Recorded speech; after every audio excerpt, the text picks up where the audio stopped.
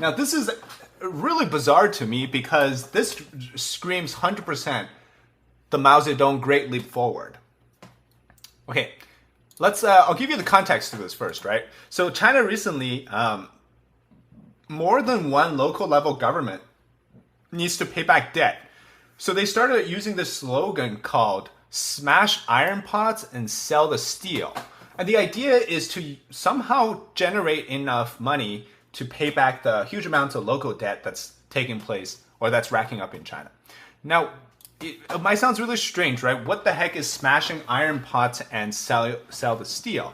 Well, basically, during the Great Leap Forward in the 1950s and 60s, Mao was like, okay, everybody, no matter how small your house is, no matter how big your house is, everybody's got a cooking pot or a wok, right? So what you're going to do is everybody in China is going to be trying to manufacture steel. Okay, so what you're going to do is you're going to go around, you're going to melt I'll find you the picture. You're going to melt all of your cooking ware because they were made of, iron and steel. You don't need them anymore because all you have to do every day is you don't have to come home to cook. You don't have to come home to eat. We got these massive rationing stations and we got these massive communal cafeterias for you. All you have to do is get rid of all your irons in the house, turn them into steel because you can recycle that, turn them into steel.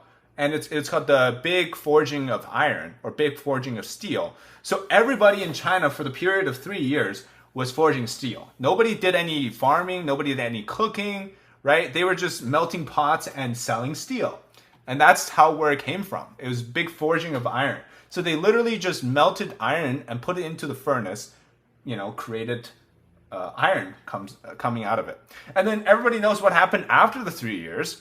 Because they didn't focus on food, they didn't focus on controlling the amount of grain storage that they have, because everybody was doing iron work.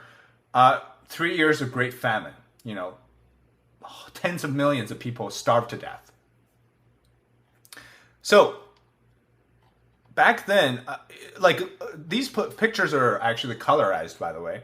I'll show you. I think there's one here. What the cafeteria would be like. So this, right? Every day people would show up to work. They lived in communes too. It's like you don't own anything besides your own body, and that body had to be used towards labor. And they would get these communal kitchens. One person cooked for like dozens of people. You got soup, you got food. The idea back then was you can eat however much you want for the 3 years, right? They were like, you don't need to cook at home, just eat however much you want. We got plenty of food in the commune. You can do whatever you want, just eat and work. And so basically classic communism was shortly reached in that period of time, obviously because people weren't owning anything. Everybody owned everything at the same time, yet nobody owned anything. And then, that was the Great Leap Forward.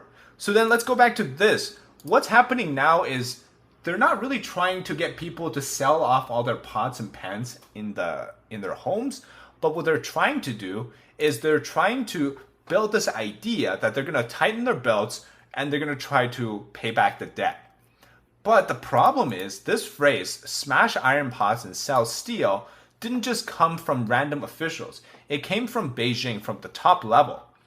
Okay, so I'll read you this article from the South China Morning Post. A local government in Western China has set up a team specializing in smashing iron pots and selling the steel, a metaphor for liquidating its assets at all costs to address a debt crisis at a time the Chinese economy is at a crossroads to deal with rampant fiscal risk. Named after an expression in Chinese that describes extreme determination, the special task force under the Bishan district government in the Chongqing municipality has come under the spotlight after a screenshot of an official document announcing its creation went viral on Wednesday. Gamer Track 308, it's the same philosophy as those capsule homes, just enough to give the workers a roof over their heads so that they can work in just the illusion of prosperity when they are just a canned resource. Yeah, that's very true. So here's the notice that was in question from Bishan district in Chongqing City. And the idea, again, is to smash your pots and sell steel to get determination. Now, the funny thing is, after this went viral online, they stopped the search relevant to that term, or that phrase, the keyword, because people were generating so much negative attitude and comments towards it. For example, this was collected on Weibo, user comments by China Digital Times editor. This one says, whose pot is being smashed? Who is the iron sold to? Who does the money from the sale go to? I hope this can be explained clearly. And here it says, it is incredible that such a slogan as smash the pots and sell the iron appears in the present. It always reminds people of the great leap forward in steel production. The government must pay for past decisions, but how to pay for smashing the pots and selling the iron? Whose pots are being smashed? Whose iron is being sold? So people were really smart about this because clearly the government, right? If you think about it, the way the Chinese government works, the top level officials are super corrupt. They got a mounting debt problem in the local government. They're not going to be taking the money out of their own pockets, smashing their own iron pots or pans to deal with that situation. So fundamentally, that sort of pressure from the debt risk is going to trickle down to the people. And so the people are the ones who have to take up the burden of the risk, right? Are they going to make people start paying more things? Well, that's exactly what they did, because before we continue, here's a sponsor segment from Ground News. Our sponsor, Ground News, is an app and website that gathers related articles from thousands of sources around the world in one place so you can see how different media outlets frame and write their version of that same story.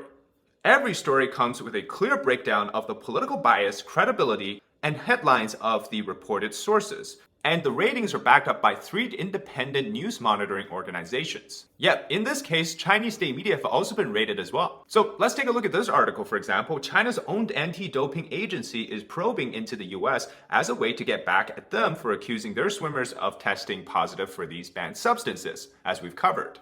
Now, Ground News found nearly 50 sources reporting on this, with coverage coming across the political spectrum. For example, here you have 41% coming from the left, 8% coming from the right. So let's take a look at this article from South China Morning Post. And they're of course based in Hong Kong. I often cite them in terms of reporting the actual story. I can see here on why they're accusing the US of an international sports scandal. I can either click and read more on why they're accusing the US of an international sports scandal, or I can keep scrolling to read on other news outlets and how they're framing this particular story. On the other hand, you can take a look at the Oregonian, which is based in the US, highly credible source, says an American Olympic sprinter in this latest doping controversy is simply collateral damage as the US continue to feud with China. I really believe Ground News is the place you go to if you want to be more informed than the average news reader and to get multiple perspectives from different outlets all at the same time. Or just even finding some stories you otherwise would have missed. Since I've been using Ground News to do my research on videos about China, I've essentially gained a whole new understanding, or you could say a full spectrum of different perspectives, which is really helpful when you're thinking about which outlet is reporting what and how they're reporting it, compare and contrast that to Chinese state media. It's really allowed me to counter the disinformation coming out from the Chinese government. So go to groundnews.com/David Zhang.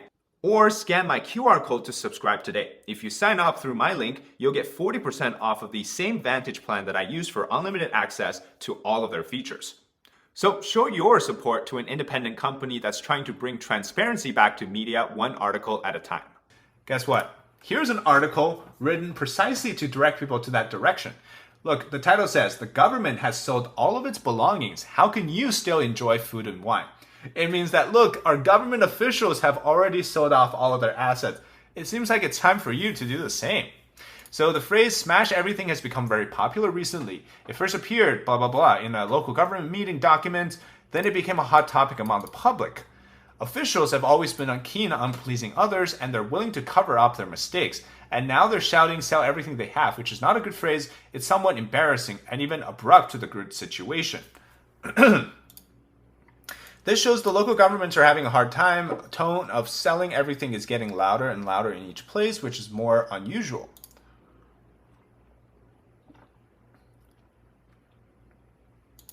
So it goes on to essentially justify saying that, okay, we're in a hard time in China. Officials are acting the way that they should to conserve money for fiscal responsibilities, which they aren't really doing. But they're saying that you should too, right? So the point here is that this scenario that happened in the 1960s, 1950, is happening in a different sense in China today. Okay, so the thing to note is that when they mention these political slogans, they're really putting into policies. So like China clearly today has a lot of economic issues, right? And the first thing that they resort to is back to the Cultural Revolution style, Mao style of governments, which is when China was at its poorest. That's bound to be very dangerous for, at least as of now, it's dangerous. So remember I said, how are they going to trickle the pressure down to the local government? Well, this is how. China introduced something recently called a housing pension to enhance living quality. Okay, so everybody's heard of a thing called pension, right? When you're old, you get money, you buy into the pension, something like that. But now they're saying that not only do you have to have a pension, your house also has to have a pension. It's basically just giving you another opportunity to be taxed on. But they're not calling it a tax, they're calling it a pension. It's blatant robbery, okay? Now, it's a pilot program that started in 22 cities, including Shanghai. So this is China Daily, right? This is state media. This is their excuse. They're saying the aims to better facilitate existing housing upgrades and enhance people's living environment, blah, blah, blah, blah. Okay, this is super funny because guess what? The only thing that China cannot say is that they have good housing upgrades and enhancing people's living environments. Guess what? All of their buildings have tofu jack problems. And they're out here saying that we're going to upgrade your houses, we're going to enhance people's living, so you better pay us. So then when you buy a house in these large cities, you basically pay into this pension-like system, but for your house. Okay? Hoping that in 30 years or 20 years, they would honor your pension and help you upgrade your house, refurnish the inside of it, or do whatever it is that they need to do.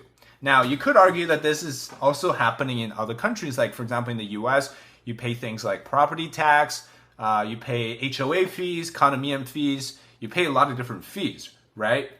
But I actually think those are real fees that you can pay, which you get the service for. But do we really trust that China housing pension is going to pay you the money? Definitely not. So this is just another way for them to say that, okay, we need a lot of money to pay back our debt and people aren't spending enough of it. So let's just force them to spend because everybody wants to own a home. And let's just force them by making them pay more. But this is going to do the opposite. This is going to cause the real estate, which has already crashed, to go down even further because now people are like not incentivized to buy a house. So you buy a house, you spend your entire saving to buy a house, and then you realize you have to pay a pension. It's like, what am I paying a pension for? Really, really stupid.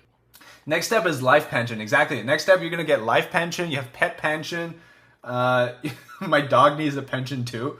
Everything needs a pension. You go out and you buy a car. You need a car pension on top of your car insurance because they're saying that after 10 years you can get an upgrade on your car. Sid Vicious says, David, do the buildings and skyscrapers in Shenzhen, Beijing, and Shanghai also tofu drag? I would assume the tier 1 cities have better quality. Yeah, so usually tier 1 cities have better quality, especially if they're built downtown.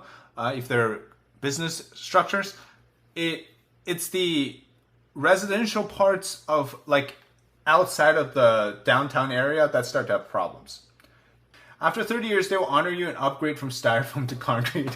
Yeah, it's like you have to buy the season pass, right? For the final thing. Organ harvesting pension, exactly. Pen pension, food pension, milk pension, baby formula pension, kid pension. Yeah, Simon, exactly. You need a car pension, a car insurance pension. That's exactly right.